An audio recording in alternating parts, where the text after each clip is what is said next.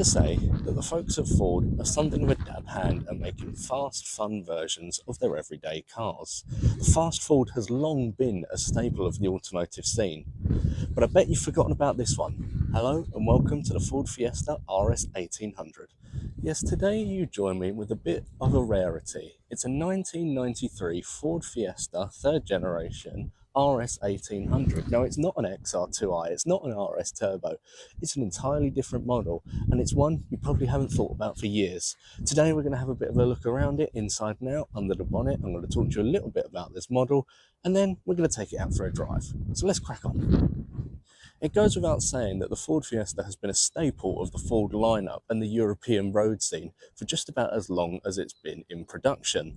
It was only recently that Ford in fact stopped the Fiesta production into about its 8th generation. It is arguably one of the most successful Ford models of all time. It took the simple values of a small, compact hatchback that was fun to drive, reliable and pretty economical, and it pretty much nailed all of them. You see, the Mark III Fiesta rolled onto our forecourts in 1989 and was quickly accompanied by two fast, fun alternatives, the RS Turbo and the XR2i, both great things with a wonderful reputation. But as the 80s drew to a close and the 90s rolled in, Ford had a bit of a problem. You see, its European neighbours were doing some really good things with hot hatches. The French had their Peugeot 205 GTI and the Germans had their Golf GTI, both excellent cars, and meaning that Ford really needed to turn things up to 11 if they wanted to compete in that market. And thus the RS1800 was born. Naturally, this being England, it started raining, so I'll get through this a little bit quickly. The real change with an RS1800 came down to the mechanical side of things, and as the name so kindly suggests, it was a lot to do with that engine. You had a 1.8 litre unit nestled under here with improved internals, and if you listen to the Ford literature of the time, improved driver engagement. Performance was naturally up, but we'll get into the specs in a little bit.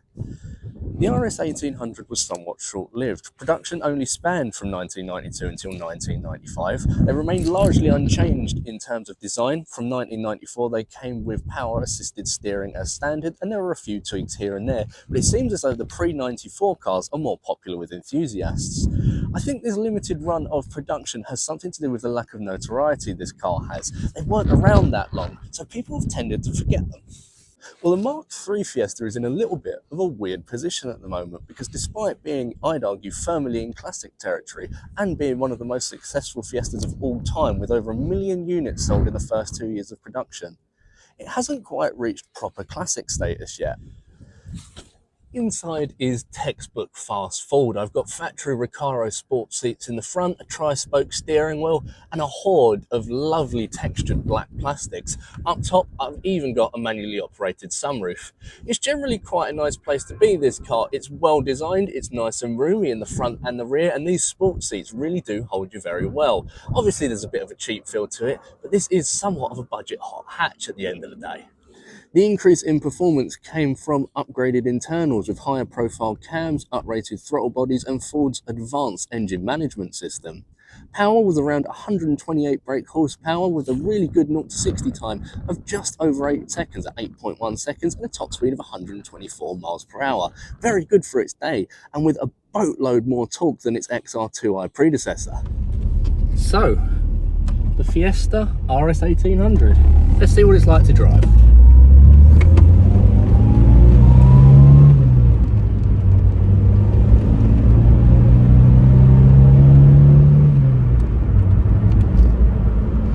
It is an unmistakable sound. That engine note is recognisable anywhere.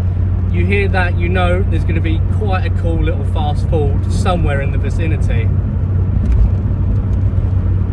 I'll raise my factory electric windows up to reduce the bluster in here, and it's actually quite a quiet cabin, all things considering. The fit and finish is pretty good. There's not much in the way of cabin creak. It's very nice in here, to say the least. I've got the factory Recaro seats, which are holding me incredibly well. The bolsters are really strong, and in the corners they do feel nice and secure. When you get up to speed, it really is quite a composed thing. As I said, it's nice and quiet in here with the windows up. The steering feels really nice and tight and sharp, and there's a good level of power delivery. It's a very well made thing, this.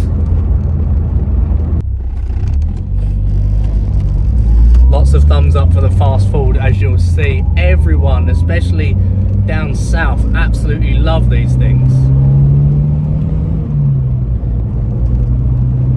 It's only a 1.8 litre unit, but when you think this isn't a heavy car, that's more than enough. It gets up and goes, this thing. It really sort of has surprised me. It's quicker than I anticipated. And when you get into a corner like this, it really is very, very fun.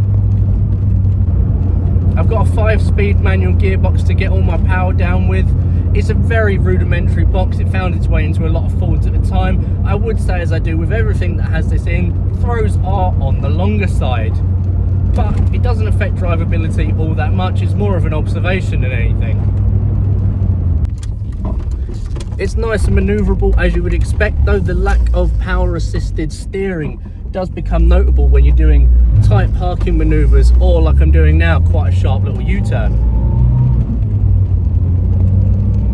Is it as good as the French equivalents? I'm not quite sure on that. I don't know if anyone does fun little lightweight hot hatches better than the French, especially when it comes to the corners and the twisty bits, but it'd certainly give it a good run for its money. And if you want an out and out usable fun driver, it's a serious car to consider, and I think it's one that a lot of people would have forgotten.